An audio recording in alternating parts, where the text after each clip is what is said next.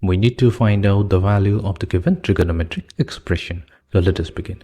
First, what we'll do, we will work with this particular ratio, which is secant of pi over 2 plus theta. Now this can be also expressed as secant of 1 multiplied to pi over 2 plus theta. So 1 being an odd number, here we can see that we have an odd multiple of pi over 2.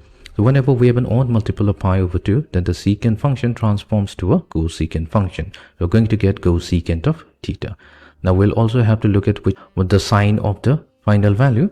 So 1 times pi over 2 means we are lying in the first quadrant, because we always start from the first quadrant and go in the anti-clockwise fashion.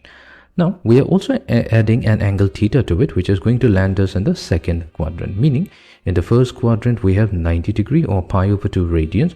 So add a little angle to it, which is theta. That's going to take us to the second quadrant. Now in the second quadrant, only the sine and cosecant are positive. Everything else is negative. So we started out with the secant function, so its final value is going to be negative. Don't get confused with the fact that we have a cosecant function and why is it negative even though we are in the second quadrant. No, we don't look at this value. We have to look at the starting value. So we started out secant, the secant function. So its value in the second quadrant is going to be negative. Fine. Now we can rewrite our expression as 1 plus cotangent of theta. Now instead of secant of pi over 2 plus theta, we can replace it with negative cosecant theta. So we're going to get plus cosecant of theta. This will get multiplied to 1 plus cotangent of theta minus cosecant theta. Fine.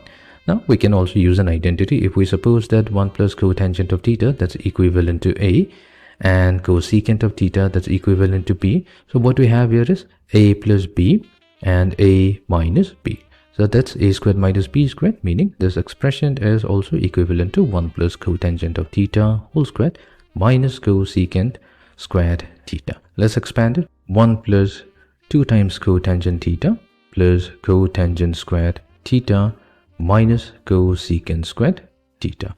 Now we have a standard identity. A standard identity that 1 plus cotangent squared theta, so that's equivalent to cosecant squared theta, which means cosecant squared theta minus cotangent squared theta, so that's equals to positive 1. Here we have cotangent squared theta minus cosecant squared theta, so this will get replaced with negative 1, meaning we have 1 plus 2 times cotangent of theta minus 1.